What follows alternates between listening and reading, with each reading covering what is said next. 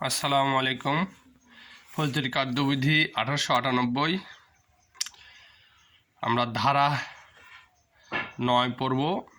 ধারা 9 অফিস ও আদালত সম্পর্কে আলোচনা করা হয়েছে। কোড অফ সেশন অর্থাৎ দায়রা আদালত। প্রত্যেকটি দায়রা বিভাগের জন্য একটি দায়রা আদালত থাকবে। দায়রা আদালত 3 শ্রেণীর বিচারক থাকেন, যথা দায়রা জজ, মহানগর এলাকায় মহানগর দায়রা জজ নামে পরিচিত, তারপরে অতিরিক্ত দায়রা জজ, যুগ্ম দায়রা জজ। তাহলে জজ আমরা 3টা পেলাম: দায়রা জজ, অতিরিক্ত দায়রা জজ, যুগ্ম দায়রা জজ।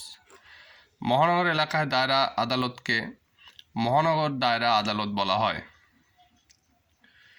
প্রতিটি জেলায় সর্বোচ্চ ফৌজদারি আদালতের বিচারক হচ্ছে দায়রা জজ, তবে দেওয়ানি আদালতের ক্ষেত্রে জেলা জজ।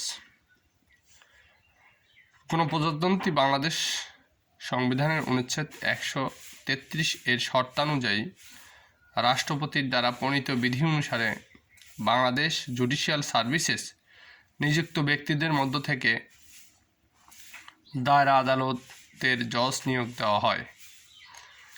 সরকার এক দায়রা বিভাগের দায়রা জজকে অপর একটি বিভাগের অতিরিক্ত দায়রা জজ হিসেবে নিয়োগ করতে পারেন এবং এরূপ ক্ষেত্রে তিনি সরকারের নির্দেশ অনুসারে দুটি বিভাগের যে কোনো একটির এক বা একাধিক স্থানে মামলা নিষ্পত্তির জন্য বসাতে পারেন।